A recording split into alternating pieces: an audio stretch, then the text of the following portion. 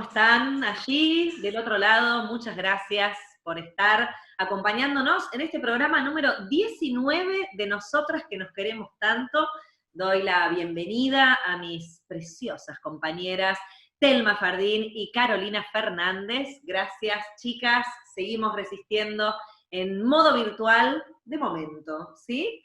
Hoy tenemos un programa maravilloso, como todos los programas que hacemos, porque los hacemos con mucho amor y porque además estamos ante la presencia de la primavera. Miren esta genialidad. Quienes nos están escuchando a través de Spotify, les cuento. Tenemos aquí una flor de un día que solamente florece un día y después ya no tenemos más flor hasta la siguiente primavera. Y tenemos la presencia de la flor de un día que está entre nosotras también para grabar y ser parte de este programa.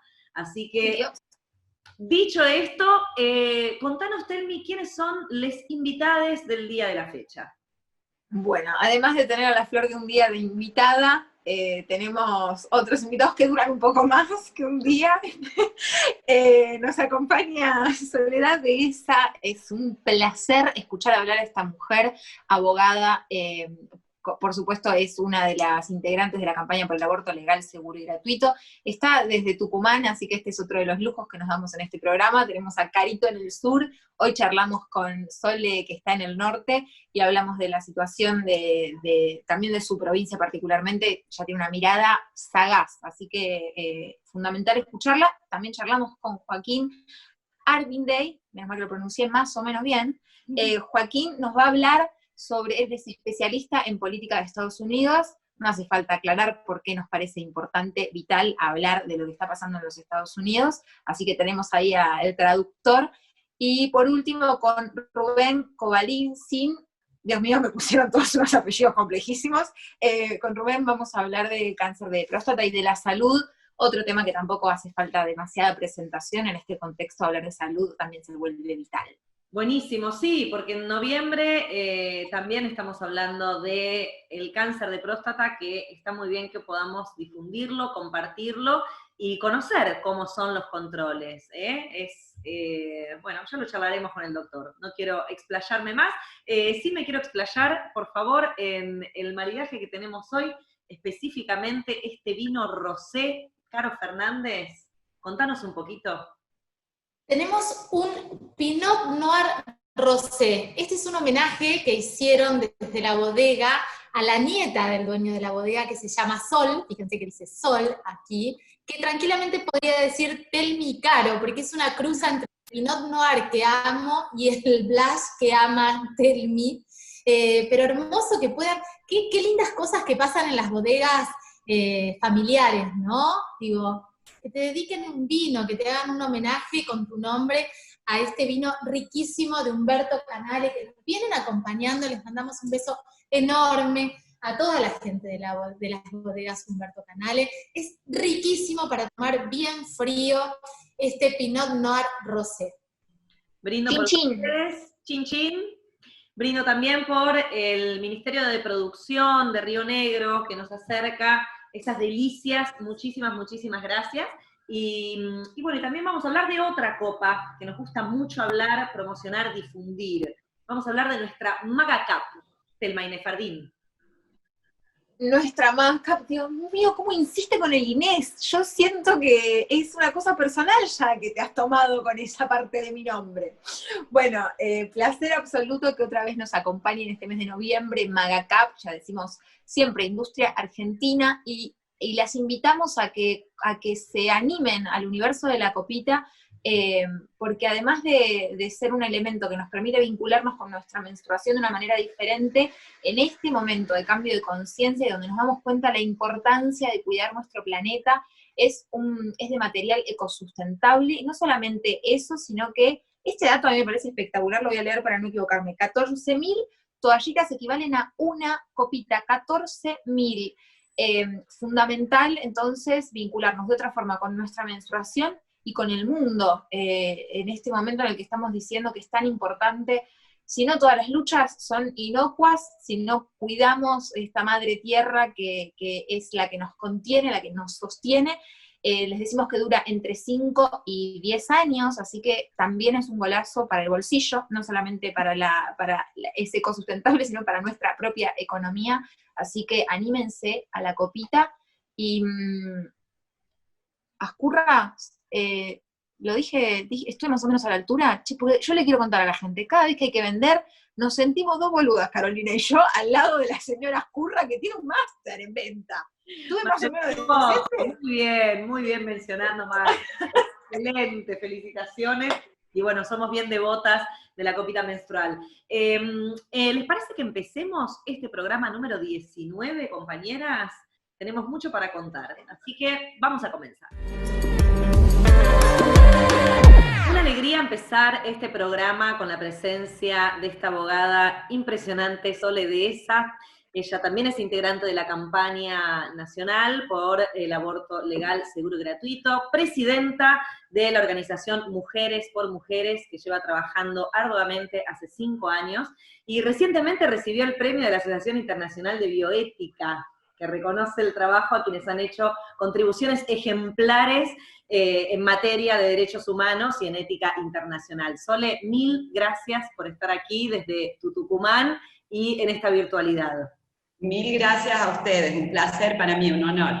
Siempre empezamos con un textual de nuestro invitado, y leía que habías dicho: los contextos hostiles donde trabajamos nos hacen redoblar esfuerzos en la justificación de nuestros argumentos. Vivís en una provincia muy difícil, Tucumán, declarada en el año 2018 provincia provida por la legislatura, ¿no es cierto?, que no significa nada, pero que al mismo tiempo sí marca muchas situaciones políticas y cierto adoctrinamiento, ¿no? Mi pregunta es ¿cómo se empieza lentamente a pensar, a empujar un nuevo paradigma, tanto sea desde la justicia y desde lo social, político, para plantear y desenraizar esta forma conservadora que es absolutamente antiderechos? A mí me pasó, yo empecé puntualmente como a tratar de despejar esa madeja patriarcal en el año 2012, cuando defendía a María Magdalena, también criminalizada por aborto, legrada sin anestesia y demás. En ese momento yo estaba sola, yo lo tomé en un inicio como quizás un litigio más, luego me di cuenta que las resistencias de poder son muy fuertes, ¿no? El norte argentino, en general, no ENEA, tienen una fuerte presencia de los conservadurismos religiosos y un fuerte dominio de los neoconservadurismos políticos, ¿no? Que son los que se entretejen desde dentro del Estado y quizás los más difíciles de resistir. Entonces ahí es cuando empecé como a militar más, de forma más organizada, a tejer otros puentes, otras redes. ¿Cómo se hace? Y se hace con muchísimo esfuerzo. Yo puntualmente litigo, pero también estoy dentro de la academia, estoy en las organizaciones. O sea, yo creo que en un punto el norte nos impone como una sobrecarga, si se quiere en términos feministas, ¿no? Porque uno tiene que tener un discurso con la potencia feminista, pero lo suficientemente académico como para poder meterse en lugares donde usualmente hay mayores rechazos, también tenemos que desarrollar alianzas que por ahí son estratégicas y que han funcionado muy bien en el caso de Belén, por ejemplo, que tuvimos la Mesa para la Libertad de Belén, donde había más de 30 organizaciones, nos reuníamos una vez a la semana y eso nos obligaba a decodificar el lenguaje del derecho. O sea, pero lo que tiene la particularidad o especificidad que tiene, si queremos en términos interseccionales, Tucumán es una fuerte presencia conservadora, un maridaje muy presente entre la Iglesia y el Estado dentro de los poderes públicos, y eso también es transversal, como lamentablemente no lo es la perspectiva de género. Entonces, fíjense ustedes que Tucumán fue la última provincia de Argentina que adhirió a la ley Micaela. No estamos hablando de que luego de 18 años somos la única provincia que no hemos adherido a la ley 25673 que asegura la anticoncepción. Hablamos de la ley Micaela que asegura la capacitación en género. Entonces, una resistencia ahí a lo que se presenta ya como inocultablemente incorrecto en términos políticos, lo que devela es el poder de los distintos patriarcados, ¿no? El patriarcado judicial, el patriarcado legislativo, el patriarcado ejecutivo, todos articulándose para conservar ese orden sexual jerárquico, que es el que nos trae hasta acá, con una de las tasas de embarazo adolescente más altas, con 17 femicidios y 2 travesticidios, la tercera provincia en el país, con una mora legislativa muy significativa a la hora de la obligación estatal de asegurar anticoncepción. O sea, nada es casual en esta provincia, la provincia de Paulina Levos, o sea, hay toda una madeja bastante espantosa. Recién mencionabas el caso de Belén, recordamos para quienes no conocen que ha sido un caso muy paradigmático, muy fuerte, y en el que vos fuiste además la abogada defensora de Belén, una chica de 27 años, que en el año 2014 acude a emergencias en un hospital público de Tucumán por una hemorragia vaginal, y el médico de guardia la diagnostica con un aborto espontáneo. Pero luego fue acusada por los sectores de derecha, los sectores conservadores, de haberse deshecho del feto en uno de los baños, y fue presa durante 2 años con una condena a 8 años. Así es. Ahí fue, bueno, tu defensa, toda una unión de redes, de agrupaciones y mujeres en defensa de esta situación tremenda, y quiero saber en qué quedó, si acusaron al Estado, si el Estado se hizo responsable, ¿cómo se resolvió eso? El Estado en ningún momento se hizo responsable. Belén tomó una decisión que fue la de no llevar a juicio político a los magistrados y magistradas, tanto que hicieron su defensa, negligente por donde se la vea, que también era una defensora oficial, Norma Bulacio, ni a los jueces que la condenaron sin pruebas, que fueron Dante Ibáñez, Santiago Caramuti, Dante Ibáñez, Fabián Fradejas y Rafael Macorito, como tampoco quiso enjuiciar políticamente al fiscal Navarro Dávila, ¿no? Que fue el que la criminalizó. ¿Qué pasó luego de eso? Como en Tucumán los clavos salen para arriba, Washington Navarro Dávila es hoy el ministro de la Defensa. Fíjense ustedes qué simbólico, ¿no? Belén no lo quiso llevar a juicio político, pero el Estado lo premió. Pedimos un sumario administrativo para los profesionales de salud que la criminalizaron, y la respuesta del Sistema Provincial de Salud no fue iniciar un sumario para responsabilizar a los siete integrantes del equipo de salud que desencadenaron esa maquinaria de crimen, de violación de derechos y de tortura que la mantuvo 29 meses presa, sino que lo que dispuso fueron capacitaciones para el equipo. Y quizás esto es lo más doloroso, a modo, si se quiere, de reparación por esos 29 meses privada indebidamente de la libertad, Belén lo que le pidió al Estado tucumano es una casa y un trabajo. No le consiguieron un trabajo, afortunadamente lo consiguió en Buenos Aires, gracias a Ana Correa, porque también hay que decirlo, y tampoco le consiguieron una casa. Una casa en el Instituto Provincial de la Vivienda, no es que pedía una casa en el country del golf, ¿no? Que sería como el equivalente a Carmel de ustedes. No, estaba pidiendo una casa. Bueno, tampoco lo consiguió, con lo cual me parece a mí que ahí está la seriedad y el compromiso del Estado tucumano con las violaciones de derechos, ¿no? Que podríamos quizás ponerlo, si tendríamos que calificarlo del 0 al 10, ¿cuánto le importó el gobierno tucumano? Y me parece que 0 por las respuestas institucionales que dio. Y otra cosa, sí, ¿qué hubiera sido el movimiento de mujeres, ¿no? Señalar eso, ¿no? A lo largo y a lo ancho del país. Totalmente. Sole, te escuchaba con muchísima atención acerca de la ausencia del Estado y cuánto le importa al Estado la mujer víctima de violencia, de injusticia, digo, porque es una injusticia, la justicia patriarcal que la hizo pelota durante un montón de tiempo, que la metió presa, y hago un paralelismo, por ejemplo, con el caso Fátima. Casi la asesinaron, casi un femicidio en Tucumán, ella lo único que pedía era una vivienda, intercedieron las organizaciones feministas para pedirlas, y ahora estamos rogando que le paguen el alquiler porque la obligaban a vivir en el mismo departamento donde vivió con su asesino en potencia, donde su hija tiene que ver las cortinas del baño ensangrentadas y toda marcada la casa con la sangre de su madre. Digo, ¿qué está haciendo el Estado? ¿Hay algún avancecito, digo, en relación a perspectiva de género con esto? Porque también vemos este caso de la docente que denunció 18 veces que el tipo la acosaba y que la iba a matar y la terminó matando. Sí, a mí me parece que está mal versado. Por un lado está mal entendido el término de implementación de una política pública transversal. Una política pública transversal requiere del compromiso de los tres poderes del Estado, articulados, no uno tirando para un lado, ni con reacciones espasmódicas.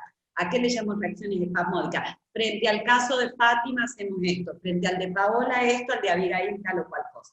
Tiene que haber un diseño de una política pública integral, creo que hasta acá no lo hay, y creo que lo que se ha avanzado es prácticamente nulo. ¿Por qué? Porque es en el tema de capacitaciones.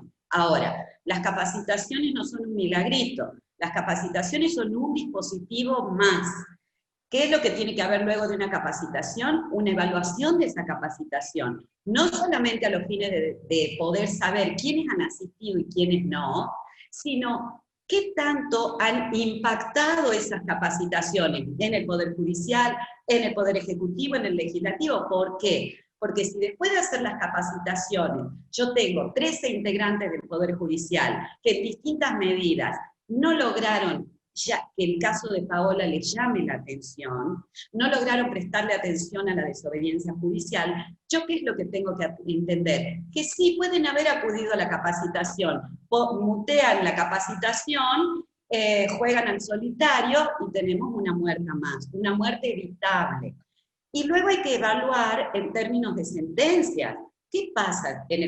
Lo digo desde el Poder Judicial, o sea, ¿impactan las capacitaciones o no? Y ese es un trabajo que no se hace. Y a mí me parece que ahí está uno de los fracasos, ¿no? Al mismo tiempo, lo que vos señalabas, Caro, también forma parte de la falta de enfoque de género de interseccionalidad. Los sectores populares tienen esa realidad de compartir espacios. Entonces, viven en un mismo espacio, dividen un lote, en una parte vive una familia, en la otra. Entonces, alcanza la medida de protección, aprieto un enter, dicto una perimetral que es en la práctica incumplible. No, la ley 26485 tiene un catálogo inmenso de medidas alternativas. Entonces, no solamente se dictan medidas de protección inútiles, sino que además los jueces y juezas no supervisan esas medidas, por eso las mujeres se nos mueren con la orden de restricción en la cartera, y además de eso, no se presta atención al caso concreto. Vuelvo a lo que decía Laura, los contextos importan también para resolver con perspectiva de género. No es la misma orden de restricción en un country o en un departamento de un 10º piso que en un asentamiento. Y la violencia está en todas las clases sociales, entonces no puedo administrar justicia de forma neutral como si los contextos de las mujeres fueran todos iguales, porque lo que voy a hacer es lo que pasó ahora, voy a administrar injusticia. Tremendo, tremendo. Me quedó clarísimo, Sole, y esta sensación de decir, bueno, ¿por dónde se arranca con tanta desigualdad, con tanta falta de empatía y con tan pocas ganas de trabajar por el derecho de las mujeres y el derecho a la vida, nada más ni nada menos? Quizás se arranca con romper el silencio. Acá los máximos poderes del Estado frente al caso de Paola están mudos.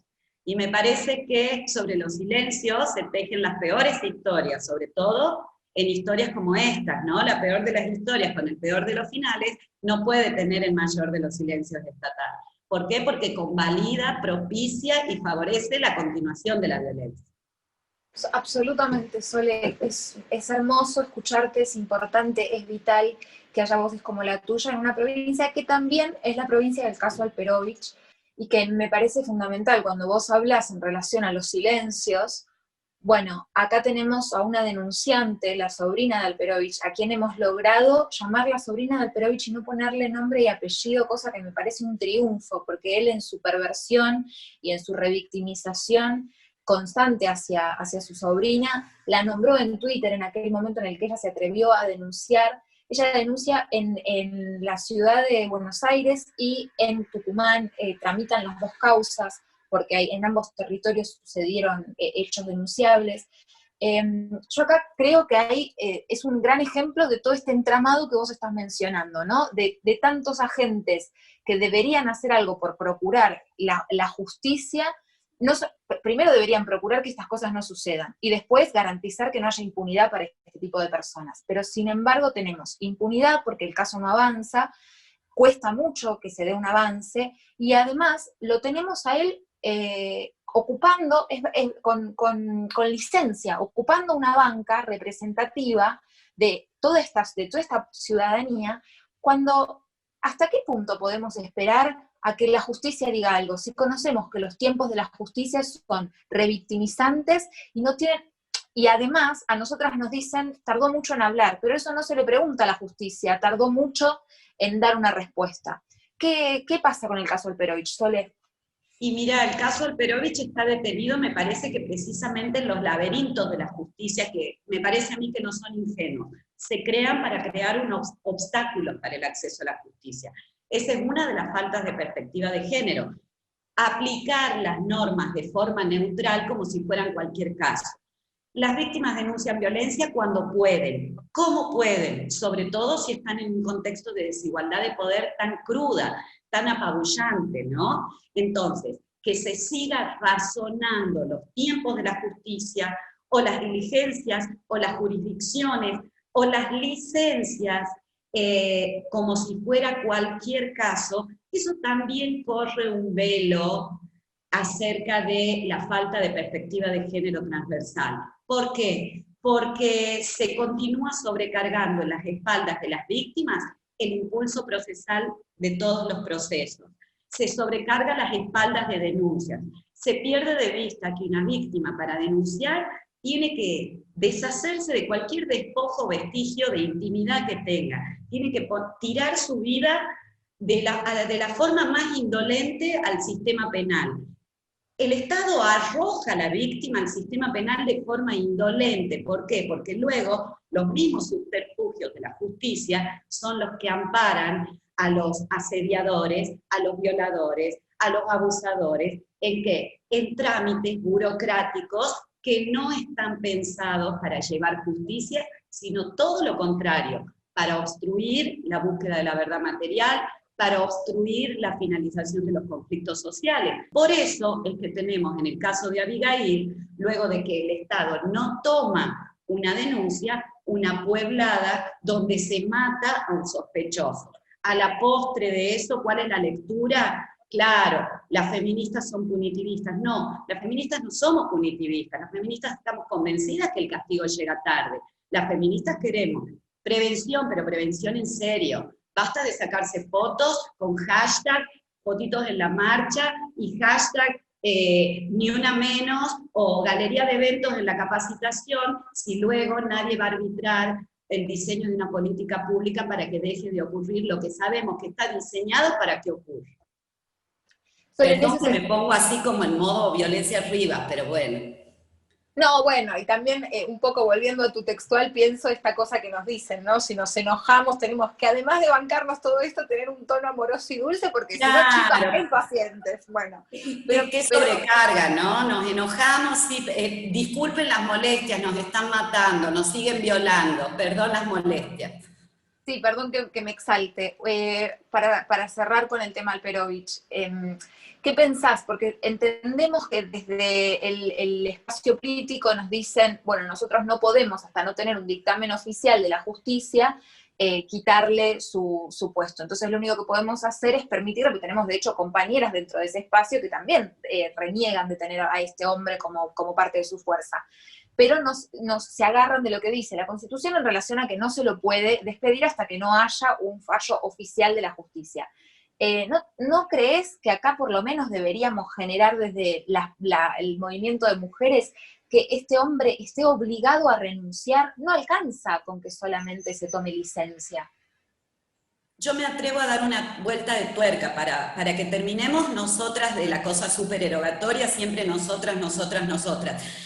Me pregunto yo, ¿no están dadas las condiciones para que los diputados y senadores, las diputadas y las senadoras, que son jueces de sus propios miembros, no utilicen el reglamento propio de la Cámara y empecemos a revisar qué es ética, empecemos a trabajar qué es una falta de servicio y hasta dónde una persona que está en esa situación puede ostentar de forma democrática y ciudadana una banca representando a la ciudadanía. Y con esto no quiere decir que las feministas ignoremos el principio de inocencia. Al contrario, lo tributamos al principio de inocencia. Lo que ocurre es que hasta qué punto el principio de inocencia junto con los tiempos de la injusticia nos sirven para consolidar un escenario donde la justicia nunca llega y donde exponentes como esos que están todavía ocupando una banca, porque aunque esté de licencia, esa banca está, no componen un mensaje respecto del resto de los compañeros y compañeras que los bancan, acerca de que, bueno, no es tan grave, se puede hacer una suspensión administrativa, se puede pedirle, o sea, se lo puede separar del cargo. Luego veremos qué ocurre, pero mientras tanto debiera haber otros circuitos dentro del propio Poder Legislativo para sancionar a ese, al menos preventivamente, sin que sea un pronunciamiento definitivo, pero algo así como decir, a ver, nos afecta nuestro honor tener un compañero de banca en esta línea. Me parece que quienes tienen mayor poder debieran hacer el mayor esfuerzo, y no nosotras estar siempre mendigando la atención, el esfuerzo y la diligencia de quienes tienen poder para eso, ¿no? Muchas gracias, Sole, muchísimas gracias por este contacto y seguimos, nos encontramos. Gracias a ustedes por tanto power también. Les mando un abrazo inmenso desde el norte. Un abrazo inmenso, Sole, un placer. Gracias, Sole.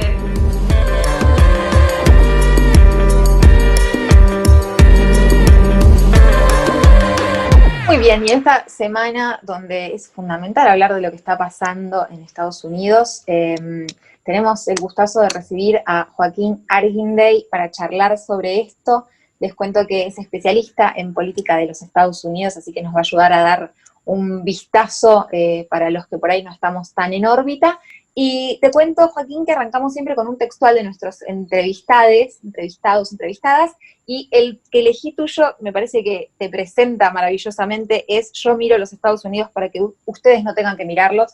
Te agradecemos por hacernos ese favor, así que vamos a tratar de que seas nuestro traductor de lo que está pasando a nivel político en los Estados Unidos y como eso, de alguna forma, creo que simbólicamente, ¿no? Porque ya para meternos en el tema, no sé hasta qué punto Joe Biden es la gran diferencia en la política exterior y cómo eso se va a reflejar en el vínculo con Argentina. Pero como símbolo, creo que hay algo en que se vaya un tipo como Donald Trump que es representativo. Diría que desde un punto de vista de diferencias hay bastante, más allá de la política exterior inclusive, en términos de lo que podríamos llamar calidad humana. Digamos, a mi gusto por lo menos es una diferencia bastante grande entre una persona como Trump y una como Joe Biden.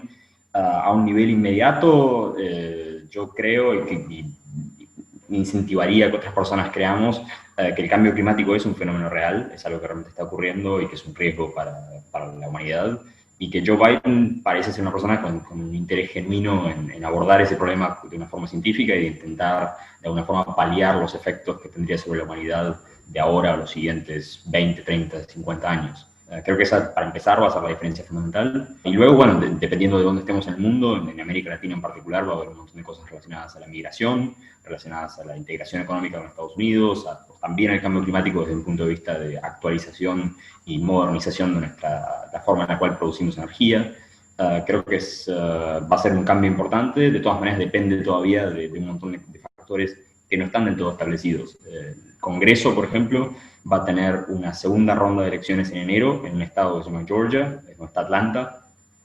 Los resultados de esa competencia del Senado pueden determinar si Joe Biden va a tener un Congreso de su propio partido, mucho más amigable, en el cual la vicepresidenta Kamala Harris pueda desempatar votos, o si vas a tener un Congreso opositor bastante parecido a la situación de los últimos 2 años de Obama, que fueron bastante estériles en política doméstica y no particularmente memorables en términos de política exterior tampoco.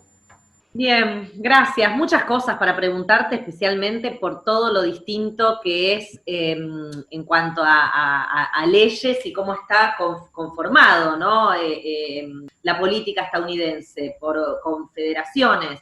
¿Nos explicás un poquito cómo es eso, la diferencia por ahí entre nuestro país, como para tener una referencia, cómo se toman las decisiones en las elecciones y a lo largo y ancho del país, digamos, de forma federal, y cómo es que está conformada esta confederación en Estados Unidos, en donde cada estado tiene como una propia autonomía, ¿no? En épocas electorales está particularmente marcado esto que estabas diciendo, porque, digamos, a diferencia de Argentina, o a diferencia de un montón de otros países que podemos recordar, la elección está tan descentralizada y está tan ligada a los estados que en realidad no estamos viendo una elección nacional, sino estamos viendo, digamos, 51 elecciones distintas en las cuales los resultados en cada una determinan el resultado nacional, pero que en sí es una competencia por cada una de esas mini competencias dentro de ello. Por supuesto, Joe Biden va a conseguir una ventaja bastante grande en el voto popular, por ejemplo, pero eso es en términos de política real irrelevante, porque podría estar inclusive ganando con una minoría de votantes, siempre y cuando hubiera conseguido una mayoría de votos electorales, justamente lo que pasó con Trump en 2016 y Hillary Clinton. A nivel de descripción del sistema, diría que, digamos, conectado a lo que estaba diciendo antes, tal vez en Argentina estamos acostumbrados a un poder legislativo un tanto más manso con el presidente y que tiene menos poder de iniciativa. Se habla de la escribanía, de todo eso. No es enteramente justo decirlo de los poderes de forma distinta, pero es realmente genuino mirar la posibilidad de mirar el Congreso de Estados Unidos como realmente una gente con mucho más poder y mucho más iniciativa. Y la composición final, en el momento en el cual hay muy poca cooperación entre los partidos, debido a la polarización política, va a producir resultados muy, muy distintos si es que hay un Congreso demócrata o si hay un Congreso republicano, y es algo que vamos a tener que mirar muy de cerca, tanto para cuáles van a ser los resultados para nuestro país, como para ver qué tipo de sociedad va a ser Estados Unidos en los 34 años o en el futuro. Donald, bueno, tiene que entregar el sillón presidencial a mitad de enero, pero con toda esa resistencia y con todo este berrinche que estuvimos viendo en los últimos días, digo, él puede seguir tomando decisiones hasta asumir Joseph Biden, y en ese momento, en esa transición, ¿es constitucional que pueda tomar decisiones tremendas, como por ejemplo haberse salido del Acuerdo de París, como por poner un ejemplo, ¿no? Si la pregunta es si hay cosas que todavía Donald Trump puede romper el trayecto de hasta enero, la respuesta es sí. Hay bastantes cosas que todavía puede hacer. Generalmente, una de las cosas que tal vez no se comunican bien desde Estados Unidos es el poder de la burocracia y el poder de lo que sería el Estado estable más allá de administraciones. Las chances de que el presidente pueda hacer demasiado daño generalmente se ven aminoradas por la capacidad de inercia de la burocracia de impedir cualquier tipo de reforma demasiado rápida en este periodo que se llama el periodo de Pato Rengo. La idea del momento en el cual el presidente ya perdió, no tiene ningún tipo de poder, pero sigue de alguna forma ocupando el sillón, acepte los resultados o no. Por supuesto, pueden producirse modificaciones al último minuto. Una cosa que ocurre muy a menudo en las presidencias en la etapa final es que salgan un montón de indultos y perdones, porque es el periodo en el cual el riesgo político por hacerlo es más bajo. Y sí, hay un potencial de sorpresa en un montón de cuestiones. Se habla también de la desclasificación de un montón de documentos y la posibilidad de que Trump también destruya un montón de documentos de su administración para evitar posteriores investigaciones judiciales. Joaquín, te escuchaba con atención y la nombraste al principio del programa. Me parece que estaría buenísimo que nos puedas contar quién es Kamala Harris. Hemos escuchado su discurso, nos hemos emocionado cuando le dedica de alguna manera el triunfo a su mamá, activista por los derechos civiles, investigadora del tema del cáncer de mama, cuando sabemos que es una mujer hija de inmigrantes, pero contanos un poquito más. Kamala Harris es una figura muy, muy interesante. Como bien dijiste, es hija de un inmigrante jamaiquino y una inmigrante india. Es una figura política californiana que empezó fundamentalmente en el Poder Judicial. Y luego, en 2016, llegó al Senado. California es un estado muy, muy demócrata y tiene un sistema electoral en el cual generalmente las elecciones son entre dos demócratas y los republicanos son de palo, quedan afuera. Y desde aquella época ha tenido un perfil nacional bastante importante, se la mencionó de una forma tal vez un tanto torpe, como una especie de Barack Obama mujer. Creo que no es una calificación que realmente le haga justicia, creo que es alguien que tiene un pasado tanto como una fiscal muy importante, una legisladora bastante importante en los últimos 2 años o 4 años. Y también, bueno, de una forma un tanto confusa se la recuerda como una especie de potencial vice de izquierda de Joe Biden, cuando su historial político es más bien uno acorde a las circunstancias políticas de California, que es un estado muy a la izquierda en términos relativos, pero que, siendo parte del Poder Judicial, ha tenido desempeños un tanto conservadores en la aplicación de la justicia. Ahora diría que fue la opción segura dentro de la primaria demócrata, fue una candidata a vicepresidenta que no ofendió a nadie, contribuyó un poco dentro de la boleta. Diría de todas maneras que no se exagere la capacidad de los vicepresidentes en general para producir apoyos al presidente. Generalmente lo mejor que pueden hacer es no lastimar nada. Lo peor que se puede hacer, como ocurrió por ejemplo con la candidata a vicepresidenta de John McCain, si recordamos a Sarah Palin en 2008, que se convirtió, en un fenómeno mediático negativo más grande que el candidato propiamente dicho. Kamala Harris no lo fue en absoluto, y existe la posibilidad de que ahora, 2024 si Joe Biden no compite de vuelta, sea la favorita, y probablemente, no diría de forma segura, pero la más probable de llevar adelante una posterior elección presidencial. Que en relación a eso, ¿en qué lugar está ubicada hoy por hoy Michelle Obama? Porque en algún momento, viendo el perfil de Kamala Harris, pensaba, sin conocer demasiado en profundidad, pero sí entendiendo que ella tiene un perfil que podría perfectamente encajar con esta figura, o en algún momento candidatearse ella. ¿Cómo lo ves? Desde el punto de vista hay muchos factores que sí podríamos decir que se parecen un montón. Michelle Obama lo ha dicho un montón de veces, que está harta de la política presidencial, que no tiene interés en participar. Mucha gente, por supuesto, lo duda, porque si lo quisiera hacer realmente tendría un potencial electoral inmenso. Creo que es genuino su cansancio, creo que realmente no tiene ganas de hacerlo. Una señal clara de que no tenía ganas de participar es que en 2016 hubo una competencia al Senado en el estado de Illinois, que generalmente es como la plataforma inicial para lanzarse a la presidencia. Es lo que hizo Hillary Clinton en 2000 con un puesto al Senado en Nueva York. Que no haya intentado hacerlo, un escaño que, si lo quería, estaba regalado, porque también es un estado hiper seguro para los demócratas, para mí es una señal clara de que por lo menos en el futuro cercano no tiene intención de participar, y si quiere hacerlo es una decisión que todavía no tomó y que deberá tomar más hacia 2024. Por ahora, los Obamas en general están dedicados a su legado y a viajar por el mundo, dar discursos. La parte política la abandonado.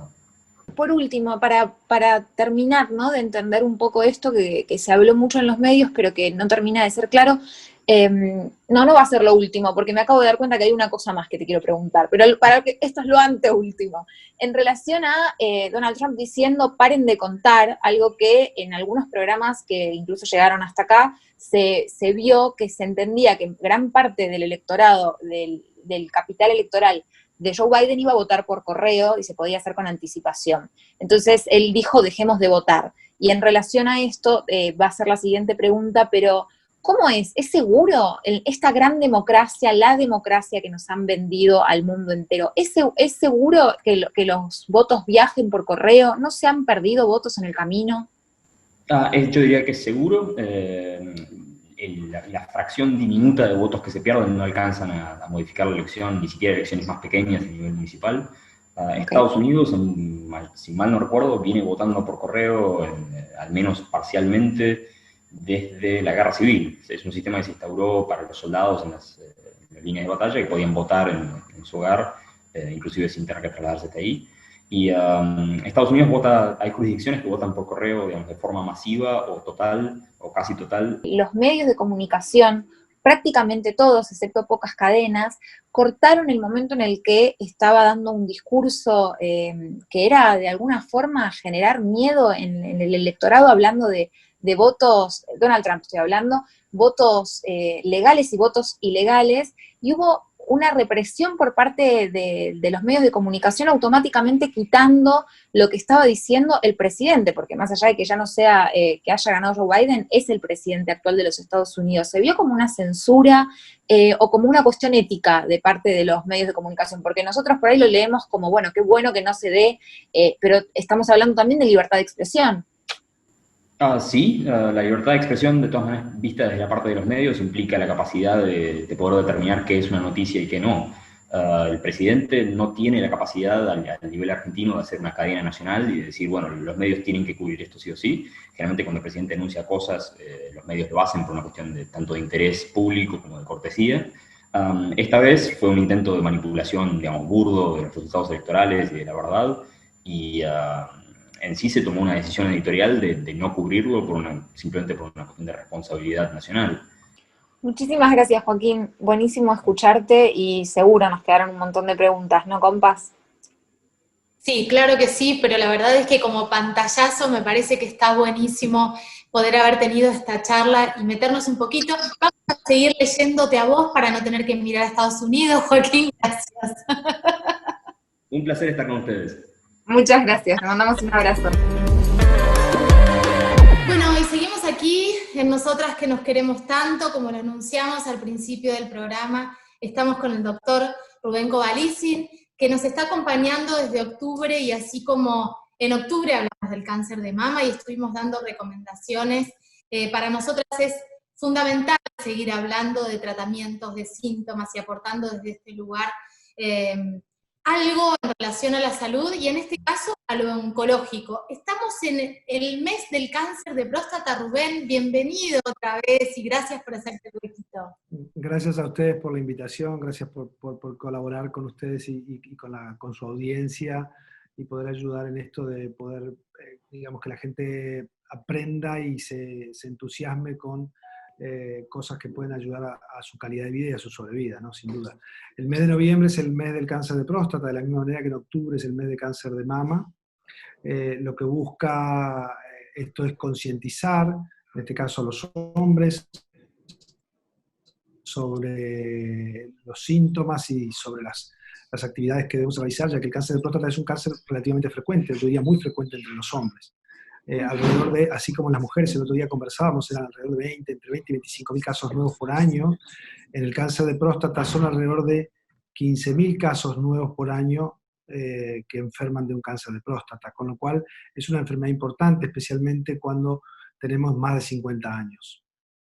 Rubén, en este contexto que nos estás haciendo, a mí me gustaría que en principio nos hagas un panorama de lo que es el cáncer de próstata.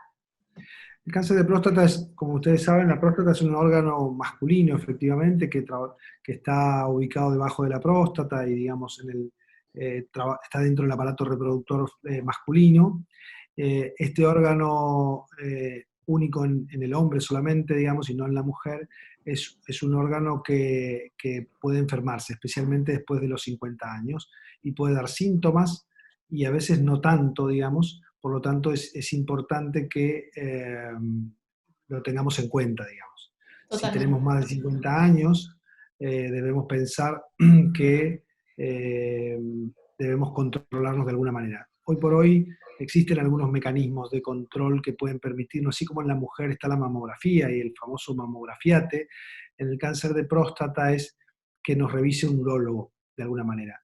Hay un gran estigma detrás de todo esto porque muchas veces el examen urológico conlleva un tacto rectal, que este tacto rectal está como mirado de manera poco agradable por los hombres, digamos, como si fuera alguna cosa no agradable que le hace mal al hombre. En realidad es un examen que es relativamente sencillo, que no es doloroso y que es un examen que hecho en buenas manos, como son los urólogos, lo hacen en forma adecuada.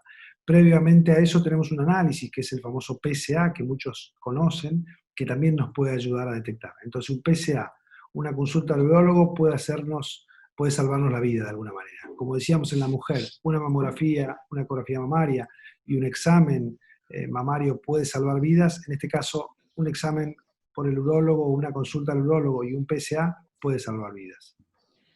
Rubén, en este sentido, Lau quería ir con el tema de los síntomas, de los posibles. Quiero preguntarte cuáles serían los síntomas que un hombre puede percibir, quizás cercano a los 50 años, que es un poco la edad, un poco bisagra, de donde pueden presentarse este tipo de situaciones. Uno de los síntomas más importantes es la alteración en el chorro miccional, digamos. Típicamente el hombre cuando orina, siempre a veces lo dicen los urólogos, el chorro es fuerte, es helicoidal, tiene una serie de características que el hombre se da cuenta, porque cada vez que orina está mirando, digamos, lo hace parado muchas veces. Entonces, la fuerza de ese chorro miccional es una de las características importantes que pueden cambiar. La otra de las características es la aparición de sangre en la orina, pero justamente lo que estamos tratando de buscar es que realicen muchas veces la consulta antes de que aparezcan estos síntomas. De igual manera, si tenemos si tenemos más de 50 años, vayamos aunque no tengamos ningún síntoma. Si tenemos menos de 50 años y aparece alguno de estos síntomas como alteración en las características del chorro miccional o hematuria o sangrado con la orina, es importante que hagamos la consulta con el urólogo para poder chequearnos y poder diagnosticar tempranamente un cáncer de próstata. ¿Es en todo el porcentaje de la población masculina que puede tener esta tendencia a que exista algún problema con la próstata? ¿Depende de la calidad de vida que haya tenido ese hombre, de lo que se alimente? ¿Eso también influye o es indistinto? A ver, sin duda que si tenemos una mala calidad de alimentación, sobrepeso y demás, tenemos más predisposición a tener algunos tipos de tumores.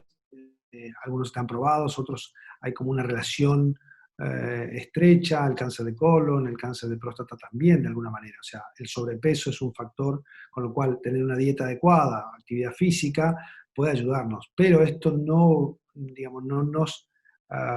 hace que no podamos tener un cáncer de próstata. De hecho, el cáncer de próstata es tan frecuente en los hombres que hay muchos que se mueren, y hay series hechas de autopsias, digamos, en hombres que se han muerto de otra causa y se les encontró un cáncer de próstata muy incipiente. De alguna manera va de la mano del envejecimiento, digamos.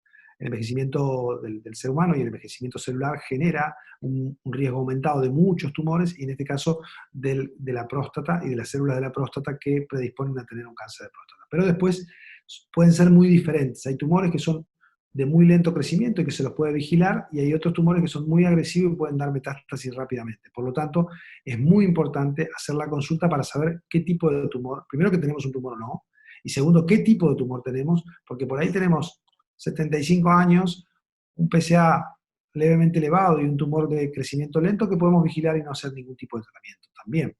Entonces es importante hacer la consulta adecuada, vigilar los síntomas que antes nombrábamos, que no son muchos. A veces también cuando la enfermedad es muy avanzada puede aparecer el dolor pelviano, puede aparecer otros síntomas más importantes, pero en general lo primero que se altera en la próstata es el chorro miccional o la aparición de algún síntoma un signo, digamos, como la hematuria, entonces la sangre en la orina. Rubén, y hablemos del después. ¿Cómo es el postoperatorio y cómo es también el porcentaje? Cuando hablamos en relación al cáncer de mama, contamos con un porcentaje altísimo de curación. ¿Cómo es el porcentaje en ese caso en relación al cáncer de próstata? En el cáncer de próstata los porcentajes de curación son menores que en el caso del cáncer de mama, pero también hay posibilidades de curarse un cáncer de próstata cuanto más tempranamente lo diagnosticamos, ¿sí? La cirugía es una opción, la radioterapia también es otra opción, y bueno, en la medida en que el tumor es un poco más grande o tiene, digamos, algunas alteraciones biológicas diferentes, hay tratamientos muy diversos. Muchos de ellos impactan negativamente en la sexualidad, por eso cuanto más tempranamente consultamos y más tempranamente podemos tener una cirugía o algún otro tipo de intervención terapéutica, quizás tengamos menos impacto en nuestra sexualidad, digamos, a largo plazo. Rubén, en este en este sentido y todo lo que se dice, porque en realidad está muy atravesado por esto, ¿no? No quieren ir a hacerse el estudio porque sienten que el estudio de ir al proctólogo les va a causar no sé qué. No quieren operarse ni saber si tienen cáncer, preferible mirar para otro lado porque seguramente les puede impactar en la sexualidad. En los avances de la investigación, vos que estás tan metido a nivel internacional con el tema de la investigación, ¿se está pudiendo trabajar esto? Bueno, hay dos cuestiones. Alguna que tiene que ver con la sociología del hombre, y en esto por ahí ustedes saben más que yo, digamos. Los hombres, históricamente, con esto de creerse los, digamos, superhombres, de alguna manera, parecería que la enfermedad nunca nos va a tocar, y que el trabajo y todo ese tipo de cosas, como el famoso macho proveedor, digamos, hace que muchos hombres no piensen siquiera en la posibilidad de enfermarse, y digamos, y menos en la posibilidad de prevenir algo que puede ser más grave. Entonces consultan tardíamente, en parte por una cuestión sociológica, creo yo, que espero vaya cambiando, y especialmente nuestros hijos tengan una actitud diferente, digamos, porque una sociedad más menos machista, más igualitaria y ese tipo de cosas va a tener también un rol, el hombre diferente, que va a permitir que también se cuide. Las mujeres se cuidan más, pero porque también cuidan más. Bueno, este fenómeno sociológico se da y impacta negativamente, especialmente en el cáncer de próstata. Muchos de los tumores que hoy diagnosticamos son tumores avanzados. ¿Por qué? Porque el hombre retrasa mucho su consulta por muchas de estas cuestiones. Algunas que tienen que ver con la cuestión sociológica, otras después por temor, y algunas otras por decir, bueno, si me pasa algo de esto, quizás pueda alterarse mi sexualidad, y en realidad su sexualidad termina alterándose por la presencia del tumor también, digamos. O sea que, en definitiva, esto lo altera.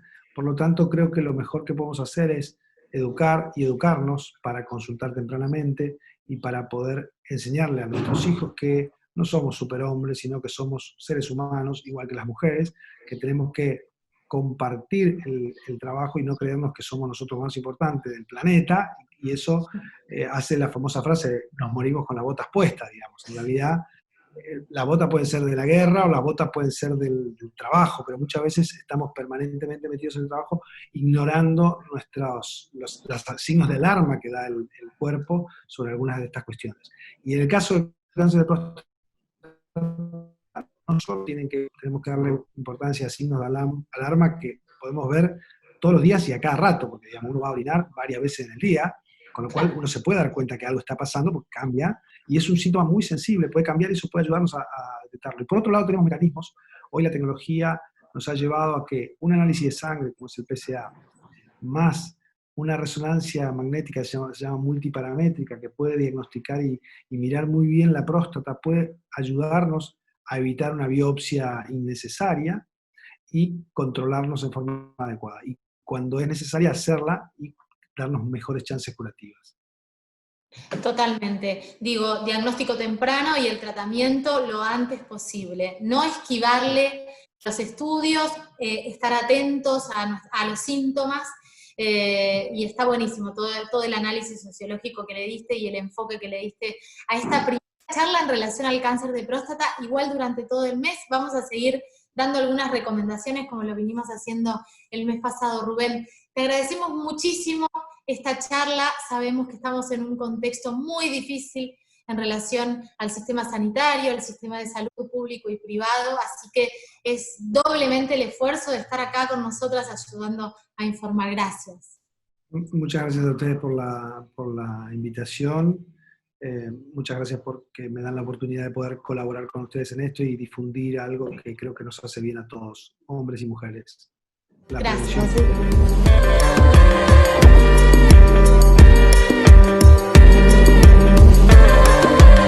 Cuánta intensidad en este programa, mucha información, qué lindo, ¿no? Me encanta. Quiero saber qué les pareció las sensaciones un poco de la charla con Sole.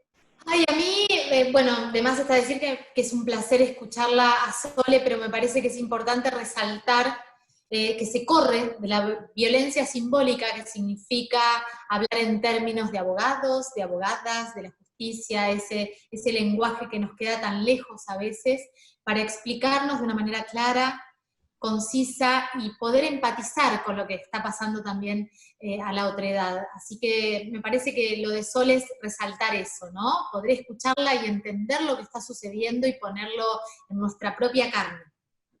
Sí, eso, a mí me fascina de Sole su sentido del humor. Es una mujer que, a pesar de estar en un mundo así de truculento, nos permite sacar del lugar solemne, ¿no? La idea de que hablar de perspectiva de género, de leyes y demás, tiene que ver con ponerse solemnes, sino la seriedad por un lado y esa cosa más de la carne puesta al asador para hablar de estos temas me apasiona, me hace mucho más fácil entender y saber de qué estamos hablando cuando la escuchamos a Sole. Absolutamente, yo también resalto esta potencia, ¿no? Que es de alguna manera contagiosa, sobre todo para quienes estamos también luchando y despertando conciencia, informando y viendo de qué manera vamos desarticulando para poder llegar a nuestro objetivo con todo el viento en contra. Así que alucinante la presencia de Sole, qué suerte que la tuvimos finalmente, ¿no? Y bueno, y para despedirnos, vamos a viajar un poco, sí, en este universo tridimensional en el que estamos, virtual, vamos a viajar un poquito hasta que podamos hacerlo en vivo y en directo. Queremos compartir con ustedes un material muy lindo, gentileza de la Municipalidad de Viedma, que nos llega para compartir con todos quienes están del otro lado. Vamos a ver y compartir imágenes de la playa Espigón, que está en Viedma. Es una playa muy interesante porque tiene secretos geográficos muy apasionantes y maravillosos, como todo lo que la madre naturaleza nos provee y también nos inspira. Así que, compañeras, muchas gracias por este programa, uno más, en esta cuarentena, en esta situación inédita en la que estamos, y salud por nosotras. ¿Cómo les va? Les voy a contar una historia que es súper interesante y que seguramente no conocen. Estamos en la playa del Espigón, en Viedma, en Río Negro, una playa preciosa. Y en este lugar uno puede ver algo que tiene mucha trascendencia, que tiene que ver con nuestras eras geológicas. Este es uno de los pocos lugares donde esto se ve. Aquí hay un montón de piedras, que son esas piedras color verde oliváceo, llenas de fósiles marinos. Esto que están viendo acá son fósiles marinos. Esto es un antiguo mar que cubría prácticamente la mitad de la Argentina. Todo esto verde oliváceo que está ahí se llama Mar Paranaense. El Mar Paranaense era una progresión marina muy muy grande que terminaba saliendo por Paraná y cubría toda la Pampa, provincia de Buenos Aires, parte de la Patagonia hasta Chubut. Era realmente muy distinta esta zona. Esto que ven acá son fósiles marinos. Toda esta época es del Mioceno tardío. Estamos hablando de aproximadamente entre 10 y 6 millones de años. Esto está acá puesto hace 10 millones de años.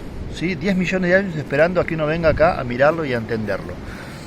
Esto es un fondo marino y hay una cuestión muy muy interesante acá que si ustedes la ven y una vez que la vayan no van a poder dejar de prestar atención, y que es algo que pasó en la historia y es un momento en el cual se ve la historia geológica funcionar y avanzar. Todo esto que está acá es un fondo marino, ¿lo ven? Lleno de fósiles, casostreas, es un fondo marino de muy poca profundidad. De repente, yo cuando lo vi la primera vez me pregunté, ¿no? ¿Por qué esto es un fondo marino? ¿Y por qué acá hay barro? ¿Sí? Bueno, esto es cuando la progresión del mar paranaense termina y de repente lo que era mar, ¿a qué les hace acordar esto? ¿Sí? Esto es un lago seco. Si uno ve, este suelo se llama vertisol. Este vertisol se formó no ahora. Ese vertisol se formó hace 6 millones, 7 millones, 8 millones de años. Y de acá para arriba es tierra. Y de acá para abajo es mar. Entonces podemos ver exactamente el punto en la historia en el que el mar se transforma en tierra. Y es este punto, este pequeño interfaz que ven ahí, esto es mar, esto es tierra. Esto es un lago, un aluvión. Y la otra cosa que uno se pregunta es ¿por qué pasó esto? ¿Sí? Bueno, este es el momento en la historia, el Mioceno tardío. Aquí vemos la interfaz, mirá. Ese punto, acá es mar, acá es tierra. Y después es tierra para arriba, todo. Este es el punto de la historia en los cuales se empieza a levantar la cordillera y vienen los aluviones de barro desde la cordillera. ¿Sí? Lo interesante es que esto es un lago seco, un aluvión de tierra, un aluvión de barro que vino sobre el mar desde la nueva cordillera que se estaba formando y deja de ser mar y empieza a ser tierra. De ahí para arriba hay varios aluviones que uno los ve, ¿sí? Vertisoles y vertisoles y vertisoles que lo empieza a ver. Todo esto es marrón oscuro, lo van a ver cuando vengan al espigón, y de repente de aquí para arriba es tierra. En ese momento de la historia es cuando la cordillera de los Andes se levanta y empieza a llover en la cordillera y empiezan a venir los aluviones de tierra y de barro y se empieza a formar la Patagonia tal como la conocemos ahora. Pasaron millones de años, estamos hablando de que esto es 6, 7, 8 millones de años atrás. Y ahí para arriba transcurre la historia para que veamos qué pequeños somos. Nosotros aparecemos en la historia por ahí, más o menos, ¿sí? Todo esto pasó sin que los seres humanos estén acá adentro. Véanlo, es muy importante y muy interesante de visualizar este lago seco en el medio del mar, donde de repente el mar dejó de ser mar, se levanta toda América del Sur por la cordillera de los Andes, vienen los aluviones y empieza a surgir la tierra seca. Vienen distintas inundaciones, se seca con el sol, se parte. Bien, esto es un lago seco de 7 millones de años, ¿sí? Y el lago seco empieza a conformarse, a acumularse, aluvión tras aluvión, ¿sí? Las diferentes capas. Acá ven, por ejemplo, mirá, ¿ves? Estas rajaduras que están acá son de los vertisoles de hace 7, 8 millones de años. Son distintas capas y distintos aluviones y distintas inundaciones que van viniendo de la cordillera y se van acumulando uno arriba de otro. Y lo que era mar, con depósitos marinos de crasostreas, miren, tiene 7, 8 millones de años. En este punto ínfimo de la historia que está acá, el mar se transforma en tierra y se empieza a formar lo que hoy conocemos como la América del Sur y la Patagonia conocida para nosotros. Bueno, espero que les haya gustado. Es uno de los recursos y las cosas hermosas que tenemos en nuestras costas, en la Ruta 1. Vengan a observarlos porque es majestuoso y además también nos pone en el lugar que tenemos que poner, ¿no? En la historia, lo pequeño que somos con respecto a toda la historia que pasó, nos pone una responsabilidad de cuidar todo esto para que podamos disfrutar.